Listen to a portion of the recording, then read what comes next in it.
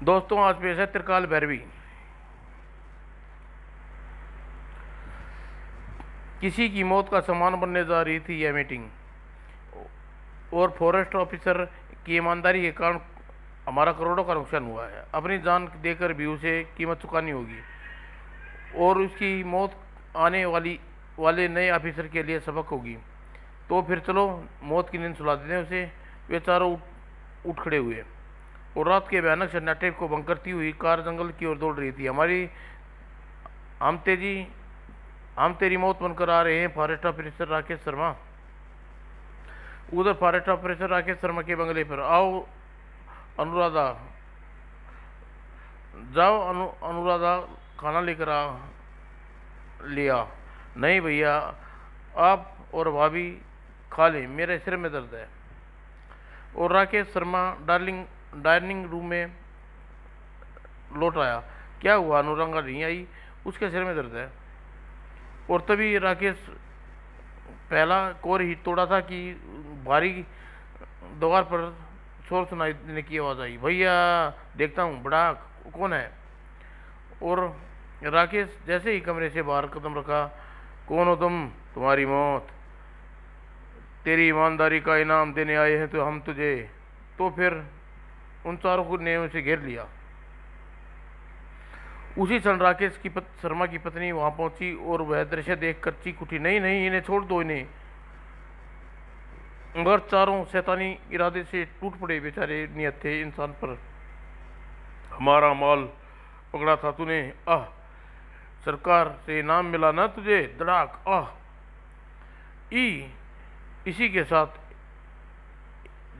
साथ इनाम लिया था ना तूने, आह। खच, ले, आखिरी इनाम मैं तुझे देता हूँ, मौत का इनाम, यह ले, आ आ धड़ाम। नहीं, और छोड़ दो मेरे पति को कमीनों, संभालो से, गू गू गू। सिद्धि राकेश शर्मा के प्राण पे गिर उड़ गई। और फिर राकेश की लाश को छोड़ चारों दरिंदे उसकी पत्नी की ओर बढ़े। ठक ठक, हा हा हा, आज, हा हा हा, आओ पापियो, अब मैं भी तुम्हें ऊपर पहुंचा दे। नहीं, मुझे हाथ मत लगाना, मैं खून पी जाऊंगी चारों का। और ले, हम तुझे हाथ नहीं लगाएंगे, आ। और अपनी भाभी की चीख सुनकर अनुराधा चौक पर बैठ गई। अरे भाभी चीख क्यों रही है? अगले ही पल कमरे के बाहर आकर दौड़ पड़ी, और बाहर आकर, नहीं भैया, भाभी, ओह, यह छोकरी, पकड़ो इसे, नहीं बचाओ। और अनुराधा चिल्लाती हुई दौड़कर बंगले के पिछली तरफ बाहर भागी, बचाओ बचाओ। लेकिन शिकारी कुत्ते की भांति चारों चारों दरिंदे उसके पीछे लपके। हमारे हाथ से निकलकर नहीं जानी चाहिए छोकरी, वरना हम मुसीबत में फंस जाएंगे। अतड़ाक, आ। अंधाधुंध भागती राधा जा रही थी। राधा दुर्भाग्य से पत्थर बनकर रास्ते में आया। आ बचाओ, आ। उफ, अगले ही पल, नहीं मुझे छोड़ दो, हम अपने गुनाहों को सबूत नहीं छोड़ते। और इंसानियत हार गई, हैवानियत जीत गई। सिद्ध ये दादा ने दम तोड़ दिया। इसकी लाश का क्या करना है? यहीं पड़ी रहने दो। नहीं, इसे पास वाले कब्रिस्तान में गाड़ना होगा। लाश को यहाँ होगा हमारे लिए मुसीबत पैदा कर सकता है। तो फिर देर किस बात की, उठाओ इसे। और अगले ही पल, हाँ, कब्रिस्तान यहाँ से ज़्यादा दूर नहीं है। और जल्दी तर, और धड़क धड़क, खचक खचक। और फिर लाश को कब्रिस्तान में दबाने के बाद मिट्टी डालने के पश्चात, ओके, अब कोई खतरा नहीं है, जल्दी निकल चलो यहाँ से। और चारों शैतान वहाँ से चल दिए। अपने अपने शाम की ड्यूटी खत्म करने के बाद सिटी हॉस्पिटल की इमारत से रेशमा बाहर निकली। ओह, रात के 11 बजने वाले हैं, और पैदल ही एक और चलने लगी। अगर कोई टैक्सी मिल जाए तो अच्छा है। तभी, आह, लगता है तो टैक्सी ही है। P taxi. और रुक गई। रेशमा के निकट आकर, गोयलनामा रोड चलो। अगले ही पल, और टैक्सी ड्राइवर गहरा कच खींच कर छोड़ा। ओह, मेरा सिर भारी हो रहा है। रेशमा बेहोश होकर सीट पर लुढ़क गई। और शहर के बाहर एक निर्जीव स्थान पर टैक्सी रुकी, और ड्राइवर ने डिग्गी खोली। अब मुझे ड्राइवर के इस अब मुझे इस ड्राइवर को ड्रेस उतार देनी चाहिए, ऐसा सोचकर और जल्दी ड्रेस उतारी। अब मैं तांत्रिक अगोरा हूँ। फिर डिग्गी में रेशमा कर निकाली और कब्रिस्तान की ओर बढ़ गया। आज भैरवी को जगाना ही होगा। और सिर दी, कुंवारी कन्या मिल गई है आज, यह ठीक यहाँ ठीक रहेगा। और फिर वह वहाँ पहले से छुपा कर रखा हुआ तांत्रिक का क्रिया में काम लेने वाला सामान थैले से उठा लिया और उसने सामान बाहर निकाला। मुहूर्त भी बढ़िया है। वो तत्परता से रेशमा के तन बदन के भारी वस्त्र उतार दिए। ओ काली महाकाली खप्पर वाली। और धीरे धीरे आग आगे बदबदता अपने चरम सीमा पहुंच गया। ओम कट कट कट स्वाहा। और नींबू के को कबर पर गिरते ही उगरा चीखा, जाग भैरवी जाग जाग, तुझे जागना ही होगा। और बार बार शब्द दोहरा रहा था। और तभी ही हा ही बुड़ाक, हा भैरवी विशाल भैरवी आ जा तुम। और तभी, मेरा स्थान कहाँ है मेरे स्वामी, मेरा स्थान कहाँ है मेरे स्वामी, स्वामी मैं तुझे घर दे रहा हूँ भैरवी, प्रवेश कर जा, जो आज्ञा। और अगले ही पल, ही त्रिकाल भैरवी के लिए क्या आदेश है स्वामी, वस्त्र पहनो कर घर जाओ रेशमा, जाओ रेशमा। और हाँ, अब त्रिकाल भैरवी सिद्ध हो गई है। अब मैं इसके जरिए बेशुमार दौलत इकट्ठी करूँगा। और सिटी हॉस्पिटल में प्राइवेट वार्ड में सेठ जमुनादास भर्ती था। अगर यह ऐसी सुंदरी नर्स सेवा करे तो उम्र भर यहीं पड़ा रहूँ। आपकी दवा का समय हो गया सेठ जी, तेरे हाथों तो जहर भी पी लूँगा। तुम बहुत ख्याल रखती हो मेरा। मुझे यहाँ से डिस्चार्ज होकर गरीब खाने पधारना तुम्हें इनाम देना चाहता हूँ। आप ठीक हो जाएंगे, हमारे लिए यही इतना इनाम काफ़ी होगा। देखो मेरा दिल मत तोड़ो, तुमने मेरी बहुत सेवा की है, लेकिन कुछ नहीं, तुम्हें आना होगा। ठीक है, पहले आपकी छुट्टी तो मिलने दीजिए, दवा पी लीजिए। वह सेठ को दवा पिलाकर वहाँ से चली गई। 2 दिन बाद जमुनादास सेठ को छुट्टी मिली। देखो आज शाम 8 बजे आना भूलना नहीं, यह मेरा पता जी। और फिर वह टैक्सी में बैठा वहाँ से चल दिया। न जाने ऐसा क्या है उस नर्स ने जो मुझे मोहित कर दिया। और शाम को 8 बजे गए हैं, अभी तक नहीं आई, तभी वही होगी। दरवाज़ा खोला, नमस्ते सेठ जी। आओ आओ रेशमा, तुम बड़ा इंतजार कर रहा था। अंदर, वाह क्रियन भैवी के मतलब की चीज़ पहले ही से यहाँ मौजूद है। यह हुई ना बात, बेतुका युक्तियों बहुत अच्छी लगती हैं। तो क्या मैं झूठ बोल रहा हूँ। और फिर दोनों जाम टकराए, चेयर्स चेयर्स, और फिर खाली हुए। वो धन्यवाद सर जी, आप मुझे इनाम देना चाहते थे, क्यों नहीं, आओ मेरे साथ। खच कहाँ हिच। और दूसरे कमरे में पहुंचकर, लो जो पसंद आए उठा लो। ऐसे नहीं सेठ जी, मेरी आंखों में डालकर कहिए, आप सचमुच मुझे इनाम दे रहे हैं। और ऐसा ही है सेठ जमुनादास ने आंखों में आंख मिलाई, बेहोश होकर गिर पड़ा। ही त्रिकाल भैरवी को देखकर कोई भी अपना होश कायम नहीं रख सकता। और सूटकेस उठाया, तिजोरी खाली करने लगी। वो तत्परता थी। और सेठ जमुनादास होश आया, ही मैं लुट गया, बर्बाद हो गया, हाय हाय मैं मर गया। लेकिन इससे पहले कि बेहोशी से पूर्व उसे घटना याद हो पाती, ओह यह सब कैसे हो गया, मुझे कुछ याद क्यों नहीं आ रहा। और वह सब कुछ भूलता चला गया। दूसरी रात थी। और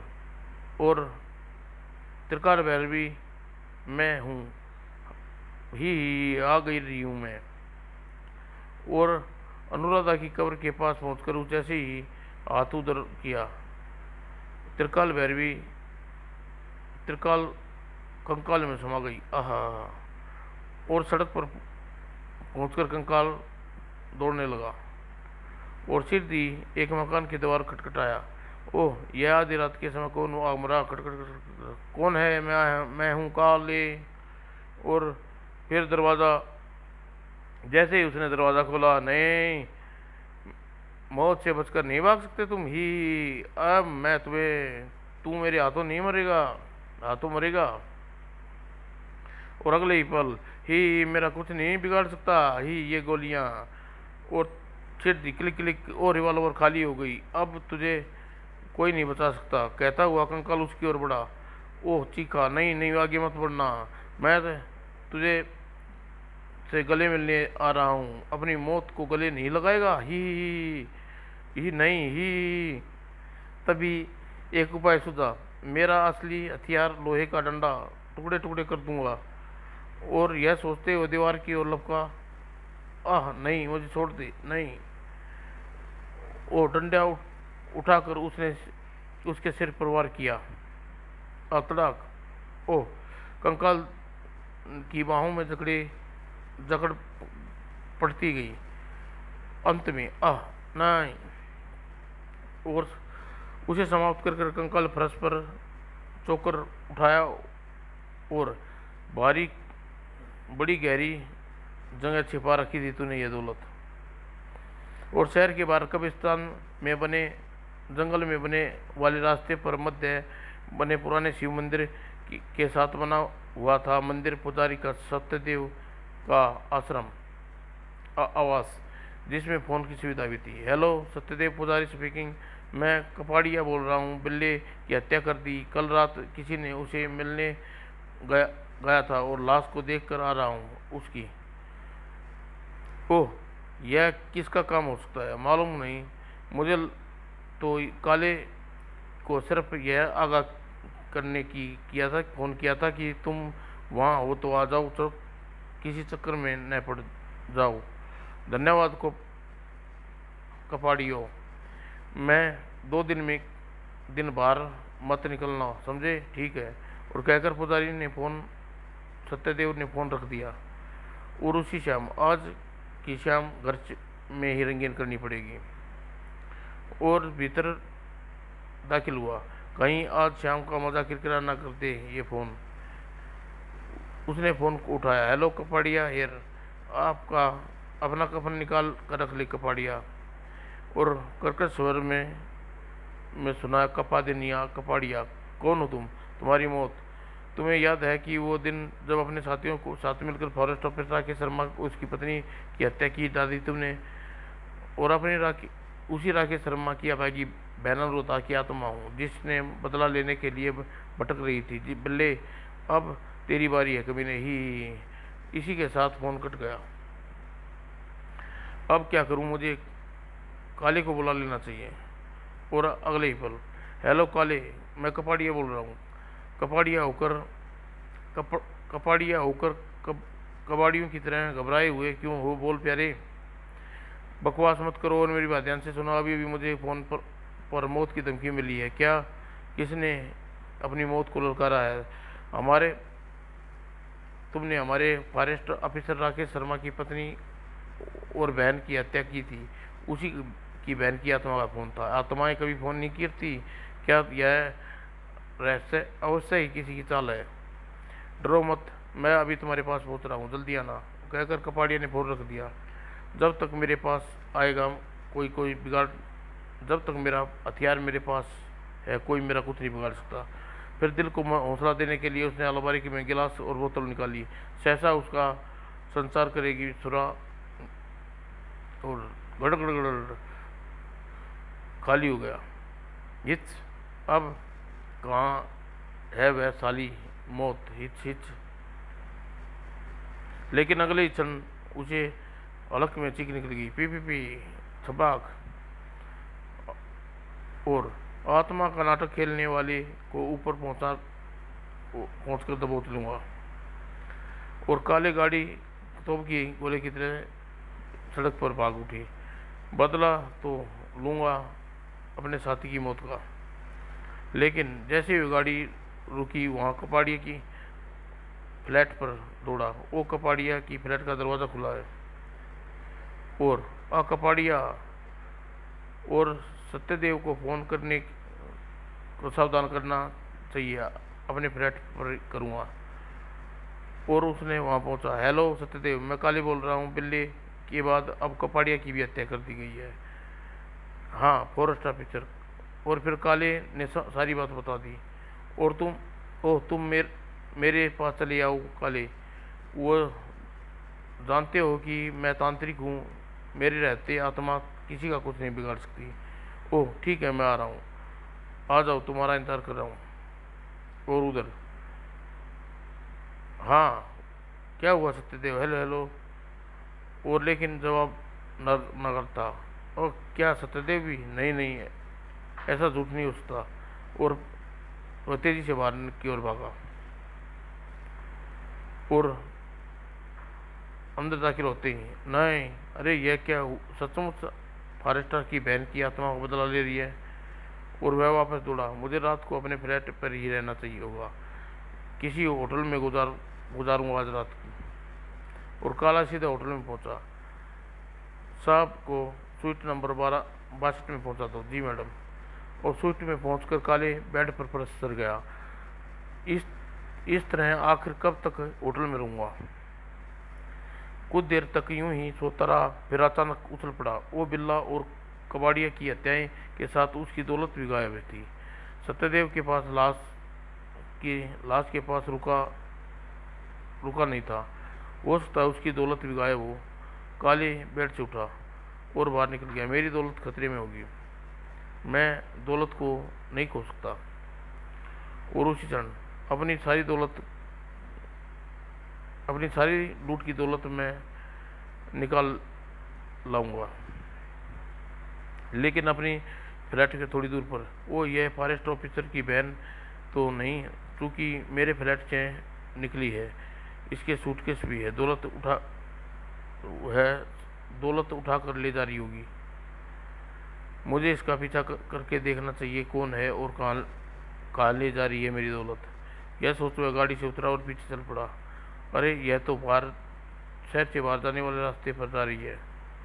और यही उस कब्रिस्तान में तो नहीं जा रही। सचमुच यह कोई भटकती हुई आत्मा न हो। और यह विचारा दिमाग में आती ही काले की कदम में तेजी आ गई। और मैं लूँगा तुझसे अपने साथी की मौत का बदला। धाड़। ओह, मेरा अनुमान सही था, तू मेरे साथियों को मारेगी कमी नहीं। और काले ने फरार करने के लिए प्रचंडा को अपनी जंजीर घुमाई। हाँ हाँ, यह जंजीर तेरी मौत का फंदा बनेगी। और अपने खेल में भयानक बनाते के चक्कर में ही वह यह नहीं देख सका कि रूह को कभी फना नहीं होने वाली। उसके आसपास से चौंका दिया काले को। कौन हो तुम? हाँ हाँ, तुम्हारी मौत। हाँ हाँ हाँ। और काले की ओर बढ़ गई। काले, मौत कभी नहीं रुकती। हाँ हाँ हाँ, नहीं नहीं नहीं, रुक जाओ। काले पलट कर भागना चाहा, परंतु मुझे छोड़ दे, नहीं ही। हाँ।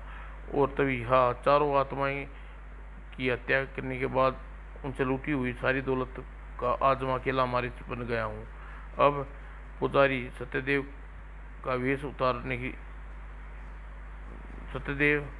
की वेश की कोई जरूरत नहीं। और और तुमने मेरा बेखूबी कर दिखाया त्रिकाल भैरवी। जाओ, अब तुम मुक्त करता हूँ। नहीं नहीं, मैं केवल ओसरा तांत्रिक हूँ, ओसरा। धन्यवाद स्वामी। और तभी जैसे चमत्कार हुआ। ही, अरे रुक, वहीं रुक जा, वरना भस्म कर दूंगा तुझे। आज मैं तेरी हत्या करने से कोई नहीं रोक सकता अंगूरा। अब मैं तुझे अपना बदला लूंगी। क्योंकि मेरे भैया भाभी के साथ मरने की वास्तविक चाल तेरी थी। तूने ही सत्यदेव का रूप लेकर उन शैतानों को, मेरे भाइयों को मार डालने पर मजबूर किया। हाँ हाँ, तेरे भैया भाभी और तुझे मारना मैंने असली सत्यदेव और हाथों खत्म कर दिया।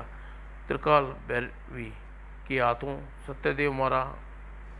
वह भी एक भोला भाला इंसान था, मेरे सम्मान का शिकार था।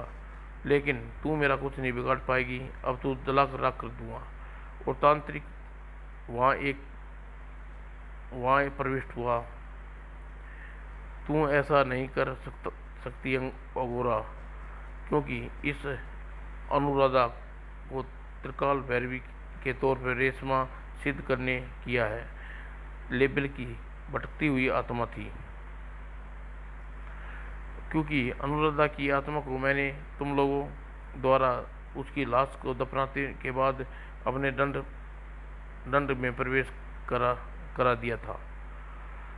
और तुम्हारी आत्मा को भटकने और नीच प्रवृत्ति के किसी तांत्रिक का अधीन नहीं होने दूंगा। बेटी, इस दंड में प्रविष्ट हो जाओ। यह सुनते ही रेशमा न जाने कहाँ से इतनी साहस पैदा हुआ कि वह उठी और फिर ले तू मरने का मजा चख आ। और अनुराधा की आत्मा ने दोनों पंजे लहराए और मरना तो तुझे है दुष्ट। और तूफान के बाद शांति छा गई थी वहाँ। जाओ बेटी, परमात्मा में लीन हो जाओ। और तुम भी अतीत की कहानी, कड़वी कहानी को भूलकर अपने उज्जवल भविष्य को रोशन करो बेटी। जी बाबा। समाप्त दोस्तों।